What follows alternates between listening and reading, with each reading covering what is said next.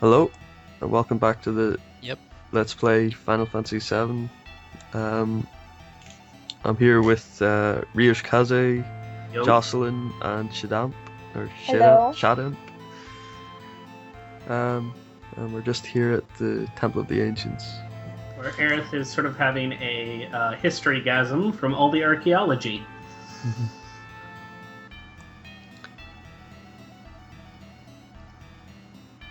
We're getting close to the end of Disc 1, so I hope everybody's got their tissues ready.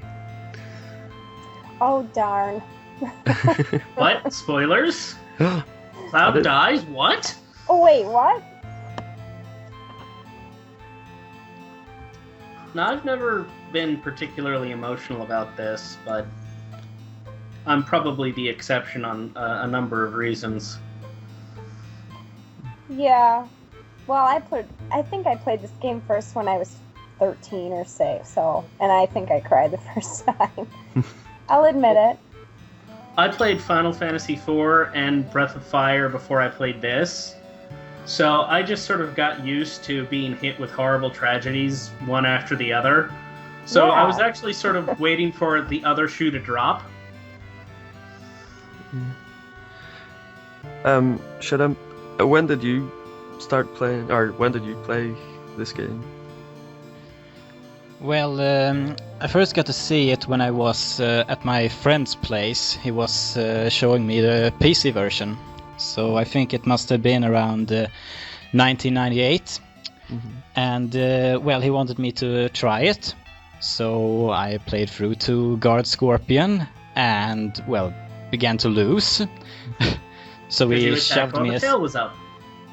I don't remember, but I probably did. Anyway, he shoved me aside and tried to save the situation, but no, it was a game over, and I said, dude, this game is stupid.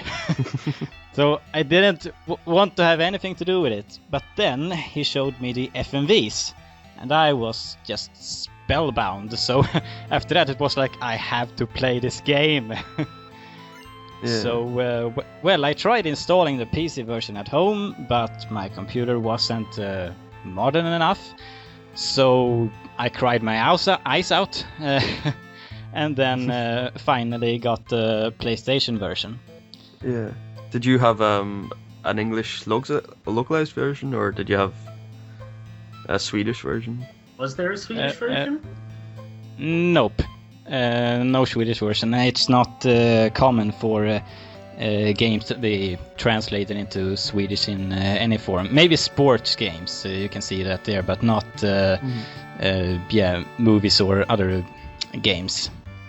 So yeah, I played the European English version. Yeah.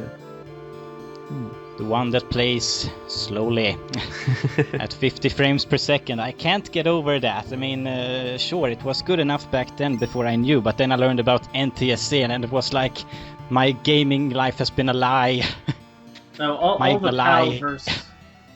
Palverse NTLSF debates were just sort of hilarious way back in the day. And then we just sort of, agreed to shut the hell up. Nobody ever settled anything. We just got sick of arguing.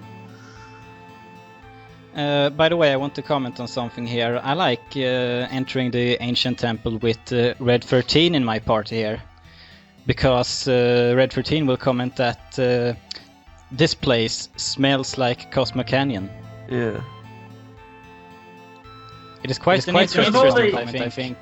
It's because of all the weed on the walls there. See, Cosmo Canyon is full of dirty hippies, and this is basically the marijuana farm. This is way Right. older. Oh, yeah. It's been fermenting for longer. Oh, yes. It reminds me of the movie Labyrinth. Yes, very much so. I was about to say it reminds me of an Escher painting, but, Labyrinth is at one point actually an Escher painting, so... Yeah. You'll see David Bowie walking upside down. I always have to push the select button in this area to turn on all the cursors, so you know all the vines and the doorways. Yeah. I reckon that after the original Japanese release, which did not have the red and green arrows, this was one area that players probably complained a lot about.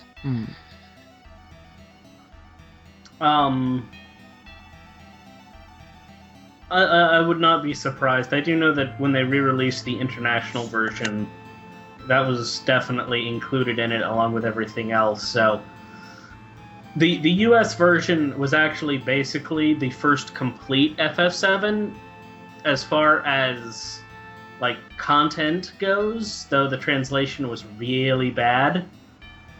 Granted, so were all the others. Spoony Bard, Final Fantasy VI's screw-ups. Well, Final Fantasy III's screw-ups. But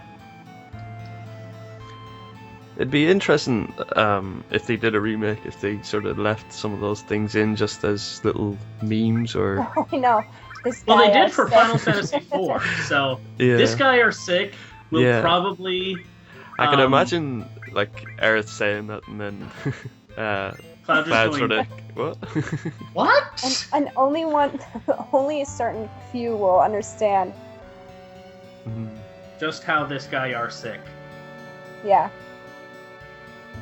That is how you fool them.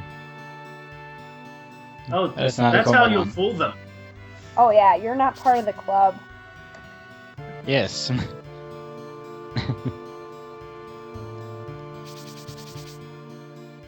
One thing that I noticed recently about these, what do you call them, these ancient spirit ghosts, these purple guys. When viewing the field models via Marco Reactor, I noticed that they are sort of reminiscent of black mages. Yeah. Because there you see more of that, how they have these, yellow eyes in a black space. So I reckon that a more high definition version of these scenes would, make you think even more about the black mages when you see these spirits. Actually, that makes sense, considering that the temple itself is black magic. Who better to Yeah. guard black magic than black mages?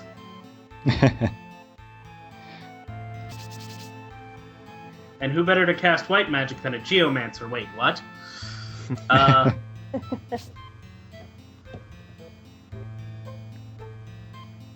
Yeah, people keep like analogizing Aerith to a white mage. She's not. She's a geomancer. Know your Final Fantasy classes, people. I mean, come on.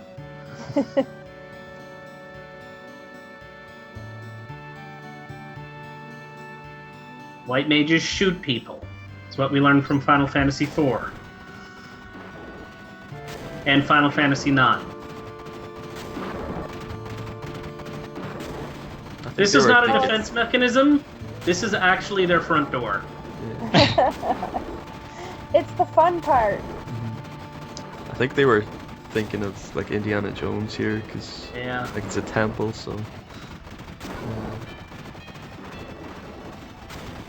Did you get it in the first try? yeah.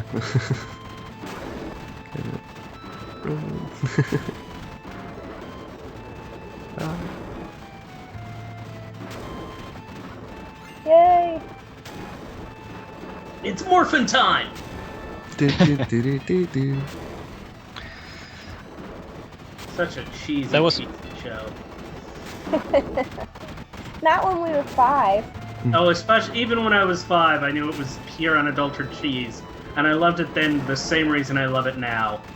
Kimberly. For the cheese. Well, yes. And the cheese.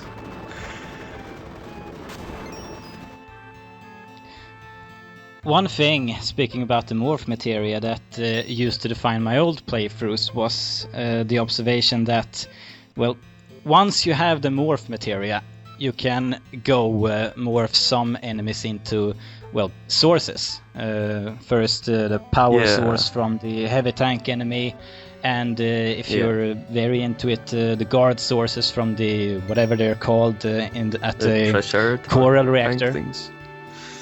Yes, and that sort of bothered me. That well, you get the morph materia in the ancient temple, so I can't max out any stats with Aerith.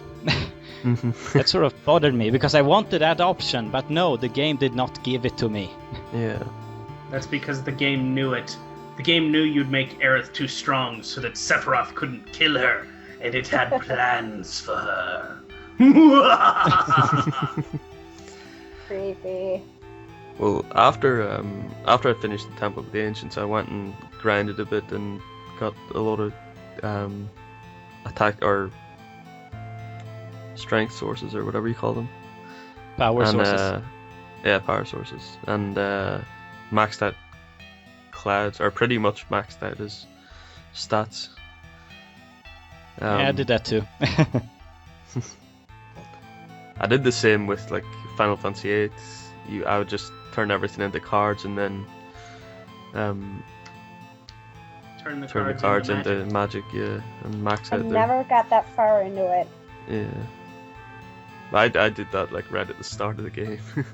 It was really, really easy to break. Yeah.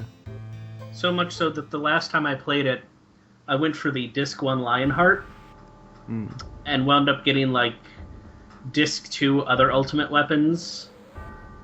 And so I went through Ultimisia's castle and I took 0 damage. My entire party was at single digit HP. I took no damage. Wow. And that's what you want to do. You want to get yourself at 0, pretty much 0 HP, have Rinoa, Squall, and Zell. Rinoa will learn 1 limit break in her entire playthrough, and that's Invincible Moon. Yeah. Every turn you'll get Invincible Moon. Every turn you'll get max limit time with Zell, and you'll have a very good chance of a 7-hit, possibly Renzo Kukin with Squall. With Zell, you Armageddon Fist the entire time. Just Wow. booyah, punch rush, booyah, punch rush.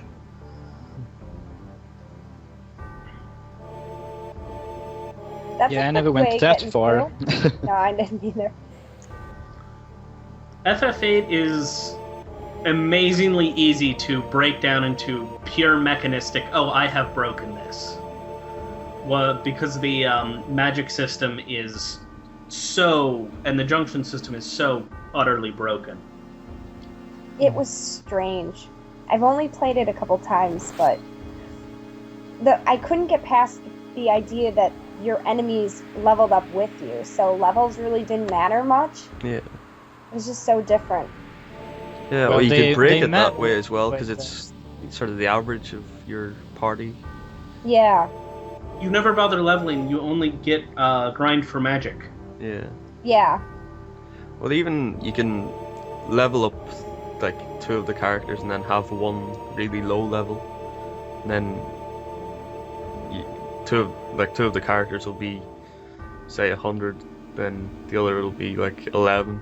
So it'll average out to about 70 or 60, something like that. Oh, okay.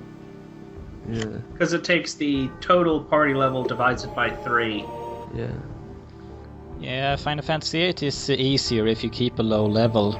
I don't know the specifics how to describe it, but if you keep your characters at, say, level 1, then the whole playthrough is easy.